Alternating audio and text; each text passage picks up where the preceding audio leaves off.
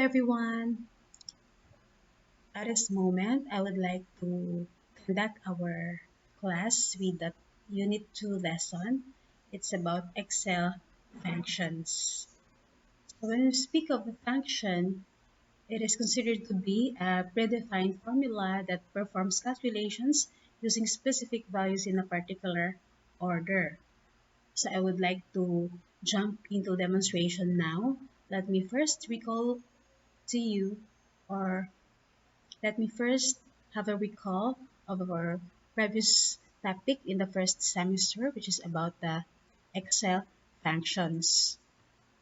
So these are the basic functions of Excel functions, or these are the what we call basic functions of Excel. So we have here the sum, average, the mean, max, median, mode, and count.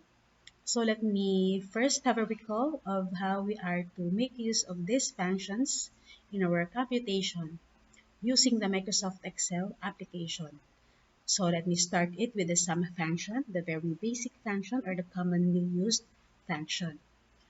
In starting with a formula in our computation in Excel, we are to start with the equal sign.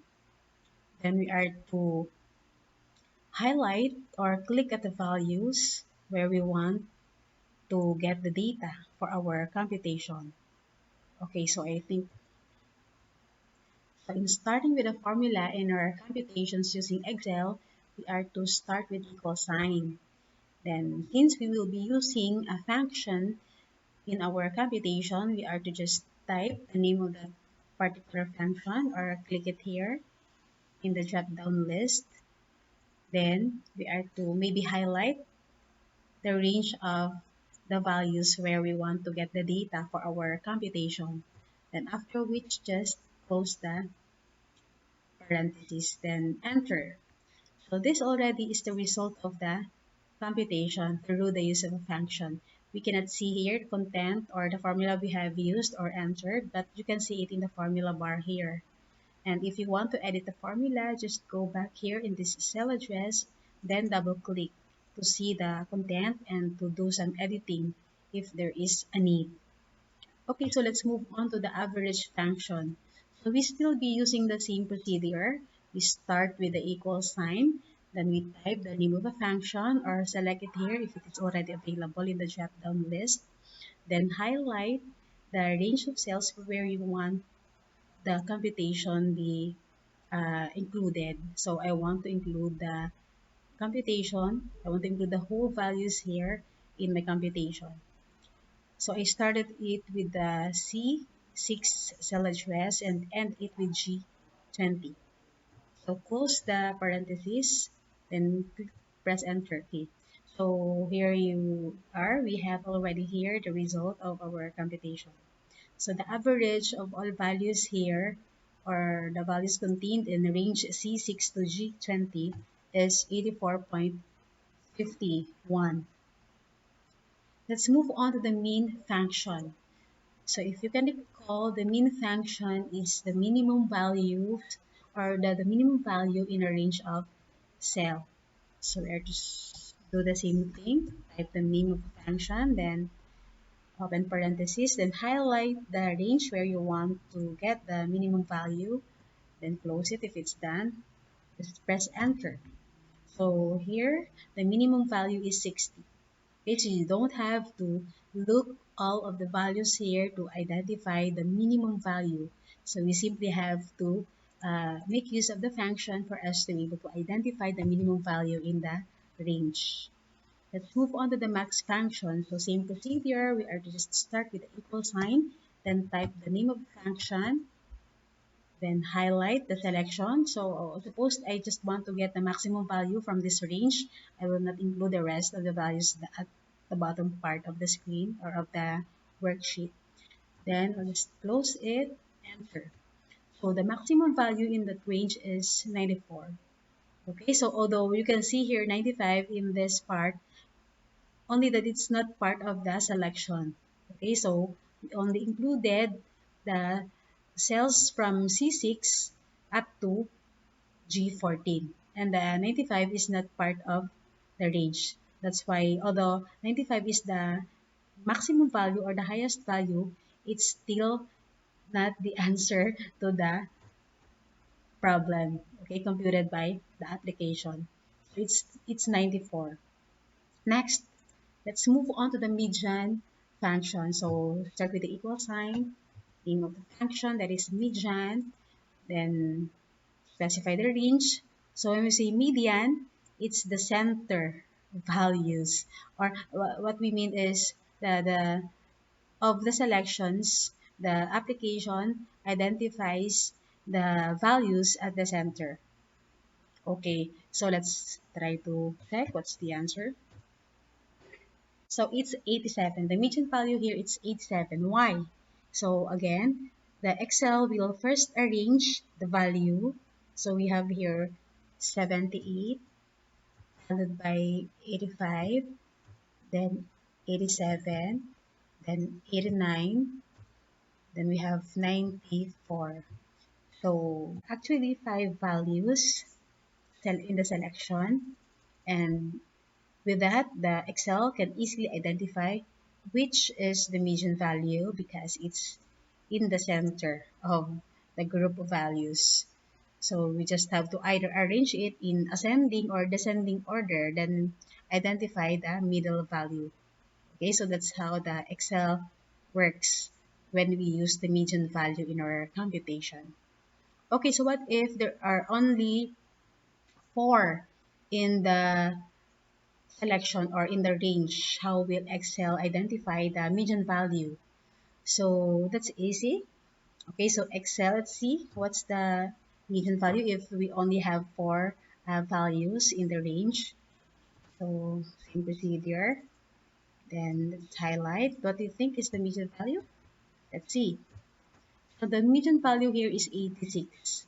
So what the application did is to compute the two middle value here, since it's the median values and it's the middle values, then add it and divide it into 2.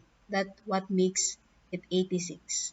Okay, so that's how we are to manually identify the median value, but since we are using the application, we don't have to do it manually. Okay, so I just would like you to understand how it is done by the application. So I'll just do it again. Median. Then I have to identify the range. Oops. I have to have an open parenthesis before I press enter key, then highlight the range and enter key. So 87 is the median value. So what about the mode? Okay, so let's try to see what's the mode value. I want to include the whole values here in the computation, then close it, press enter. So 85 is the mode value. So when we say mode value, that is the most numbered value in the range. Okay, so count. Let's try count. Pause, count, then highlight the selection, enter. So count means the Excel will count the values in the range. So we have here, uh, we started counting the values from cell C6 up to cell G20. That means the whole values are composed of 75 values, or all in all it is 75. Okay, so that's about the basic functions. I hope you were able to recall our past lesson in ICT Ed 1 and 2 about the Excel functions. Okay, so at this time, I would like to introduce another function. Okay, so we are already done with the basic functions. So again, when we say function, that is a predefined formula that performs calculations using specific values in a particular order. At this time, I would like to introduce one of the logical functions in Excel which we can use. Okay, so it's the what we call if function. The if function runs a logical test and returns one value for a true result and another value for false result. So what does it mean? I would like to give you some details about the if function. So here is an example of an if function if we are to use it in our computation in Excel. So the purpose of it is to test for a specific condition. So this is an example of a condition or what we call logical test. So the return value is the what we call values you supply for true or false. So in our arguments, we have to specify the true value and the false value. Syntax. The syntax is if, then the logical test, then we specify the value if true, the result of the logical test is true, and then another value if the result of the logical test is false.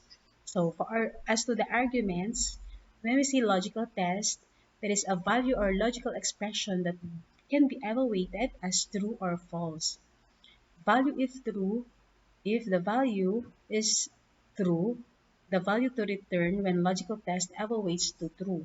And then for false, that means the value to return when logical test evaluates to false. So this is an example of an if function. So I have here an example where I want to give a past remark for those grade who are 75 and higher, and failed remark for those grade which are 74 and lower. So the logical test is H6. The H6 here is a cell address, or it's a cell address of a value or of a certain value. Like suppose the value here in H6 is 80. Okay, so 80 if 80 is greater than 75, then the Excel will, if the result of the logical test is true, then the Excel will display the word pass or the remark pass. Otherwise, the Excel will display the remark field. That means if the value in each 6 is 74 and lower, then Excel will display a false or a failed remark. Okay, so that's what we mean by the arguments in the if function. So that's what we are to perform now in our activities. So I have here sample data, and then we shall do the computation following this sample formula. Okay, so let's move on to our worksheet. So suppose I want to put a remark in my grading sheet if the student had passed the subject or field. Okay, so I'll first compute for their average because I will base the remark in their average. So if you recall, okay, in computing for the average, we are to just make use of the function average. Okay, we are to type the name of the function that is average, then highlight the grade of the student 1 so that we will be able to compute the average value, then enter. So the average of student 1 is 86.60. So to copy the same formula, all we have to do is just click at the fill handle here, then drag it down. So Excel will just compute automatically the rest of the data. Okay, so that's one of the advantages of this application because you just have to supply one formula, then apply the same formula to the rest of the data or of the record. Okay, now let's move on to the use of the if function. So it's in the remark column. So this is our uh, argument, or this is where we are to base our logical test. So this is what we want to happen. If the value or if the average is below 74.5, we want that the application will display a failed remark. But if it is 74.5 to 79, or if it is 74.5 and higher and up, okay, then the remark will be passed. Okay, so let's try to make a formula that will work that way. So let's start with the equal sign, then the name of the function that is if, open. We are to base our data here in the average. So it's each 6. So our logical test will be if the value is higher than 74.5, then okay, you are to specify the value, the true value. If true, that if the value in each 6 is higher than 74.5, then we want the computer or the application to display the word passed. Passed. Otherwise, it means if the value is false, then we want the application to display a failed remark. Okay, so close it. Then press enter. Okay, so here we are with this past remark. Why do you think it is past? Okay, so because the result of the value true?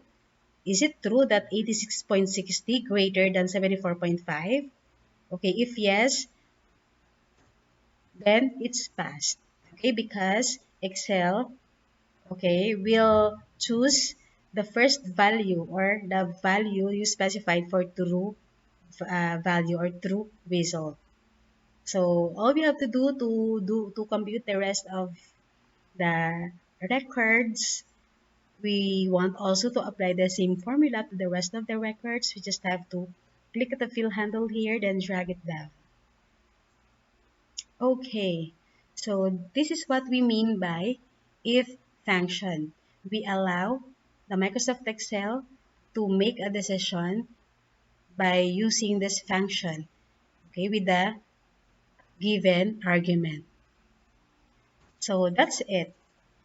I hope you've learned from our Excel functions lesson, but I think we have to do more activities than this. So aside from this, what we call if function, the where you can make a decision or where you will be able to empower the application to make a decision by putting arguments with the two results or with two options. But what if in your remark you want to have three options?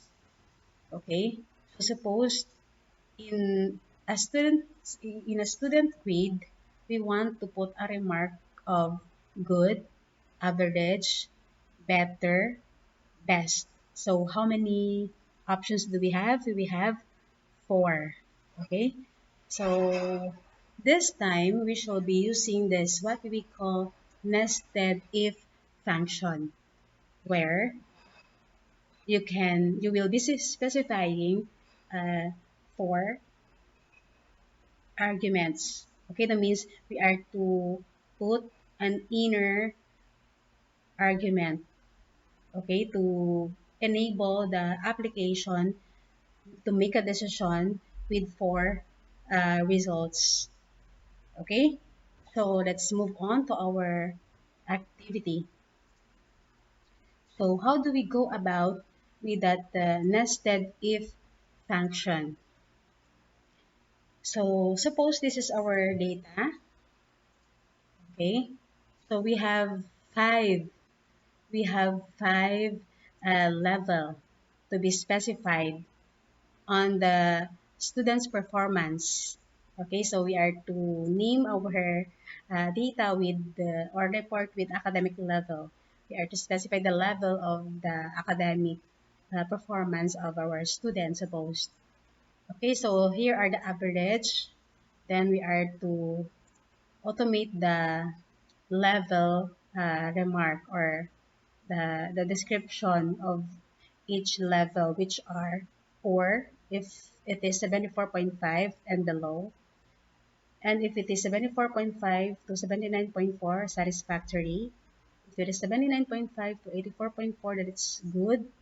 And if it is 84.5 to 89.4, very good. And if it is 89.5 and above, outstanding. Okay, so let's start it with the very low uh, value up to higher. Okay, so let's start with the equal sign. Then the name of the function, that is if. Then we are to base our logical test in this cell address.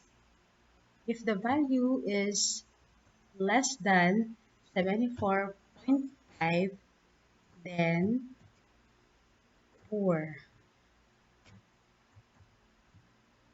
Otherwise, okay, for the false value, since we still have more options to be specified, we are to make another if, or the nested if function, if for false value. If the value is greater than from 79.4, that means the value is ranging from 74.5 to 79.4. Then, if it is true, then satisfactory. Satisfactory. If it is again false, we still have three more options to be specified, or three more arguments to be specified. We will again start with if. Okay, so if, oops, I think I got this one wrong entry because I have to specify here the address where I want to get the value. So I have to type here H6. H6. Okay, sorry. Let's move on. So another logical test, if, okay, H6 is less than, let's move on to the good option, 84.4, then what will be the remark? Good. Specify the true value. Okay.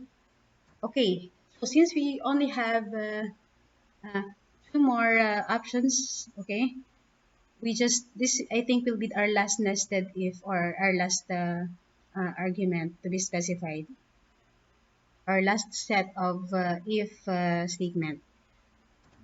If again the value in H6 is uh, greater than 89.4, then, okay, we specify here, very good, okay? Then we'll not anymore be having another if statement, but we should just be putting at the false value the outstanding. So this will be very good. Then the last value, okay, the last option will be outstanding. That means if the value is greater than 89.4, that means outstanding already. Okay, so how many open parentheses do we have? 1, 2, 3, 4. So we have 4 open parentheses. So that will also be the number of parentheses we have in our closing. So 1, 2, 3, 4. Then enter. Okay, so the level of this average is very good because it is in the range 84.5 to 89.4. Okay, so that's how the nested if function works. Okay, so if you want to apply the same formula to the rest of the records, just have to click at the fill handle here again, drag it down, okay, to automate the computation of the rest. So we can now see or identify the level, the academic level of our students. So we have here very good, good, good, very good. So we have here poor, okay, one poor because the average is 73.40. So we have here outstanding because the average is 95. Okay, so another poor, 73.40.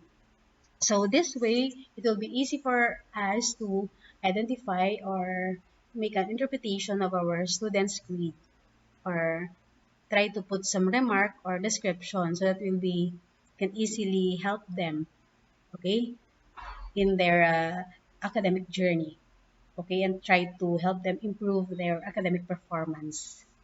So that will be all with our lesson today. I hope you've learned from this demonstration, and if you still have problems with your activities working with this function, please don't hesitate to reach me out. Okay, so that will be all. God bless everyone, and please keep safe.